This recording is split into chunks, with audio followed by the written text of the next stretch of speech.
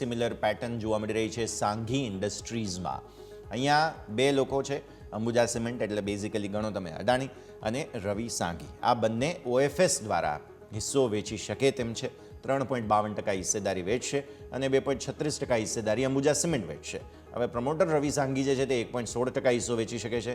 Floor price કંઈક 90 રૂપિયાની છે અને નોન રિટેલ માટે OFS આજથી શરૂ થયો છે. હવે OFS અને QIP બંનેમાં રિએક્શન માર્કેટનું અલગ હોય છે. OFSમાં એક વખત 90નો ભાવ આવવાના ચાન્સ બને, સમજવું પડશે આપણે ચાર્ટ્સ પર. સાંઘી ઇન્ડસ્ટ્રીઝ વેલ, એક ટાઈમ હતો યશ જ્યારે OFS આવતા હતા અને જે પ્રાઇસ OFS આવતા હતા ડેફિનેટલી પ્રાઇસને ટચ તો કરે જ છે, બટ ત્યાંથી પણ ફર્ધર ઘટાડો માર્કેટમાં જોવા મળતો હોય છે. સોરી, નોટ માર્કેટમાં બટ પર્ટિક્યુલર સ્ટોકમાં. અને જ્યારે આ નવો ટર્મ આવ્યો હતો, આ રિસન્ટલી આવેલો ટર્મ છે, એવું નથી કે બહુ પહેલાંથી ચાલી આવેલો ટર્મ છે.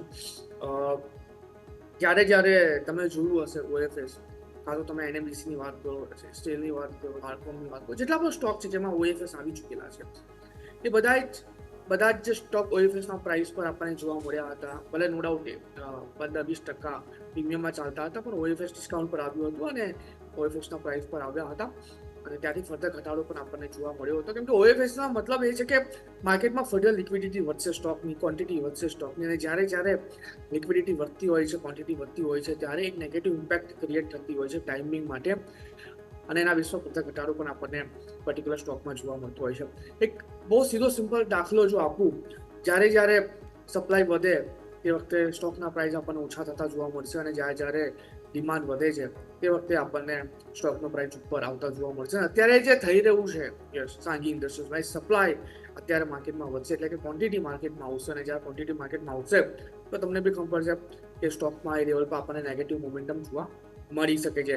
90ના પ્રાઇસની OFSની વાત કરી છે, 90નો પ્રાઇસ આપણને જોવા મળશે અને એનાથી પણ વધારે નીચે સ્ટોક જઈ શકે છે. તો નવી ખરીદારી કરીને ચાલવાની કોઈ સલાહ નથી. હું કહીશ કે એટલીસ્ટ એક અઠવાડિયું આ સ્ટોકને આપો, જે ઘટાડો આપણને જોવા મળશે એને ન્યુટ્રલાઇઝ કરવા માટે.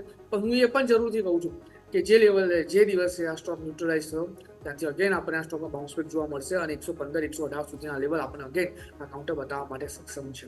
તો આ સ્ટોક તમારા વોચ લિસ્ટમાં જરૂરથી હોવો જોઈએ. નવી ખરીદારી કરીને હાલ પૂરતું નહીં ચાલીએ. ડેફિનેટલી. તો વ્યૂ આ પ્રમાણે અહીંયાથી ખાસ બનતો જોવા મળી રહ્યું છે. નજર રાખવાની રહેશે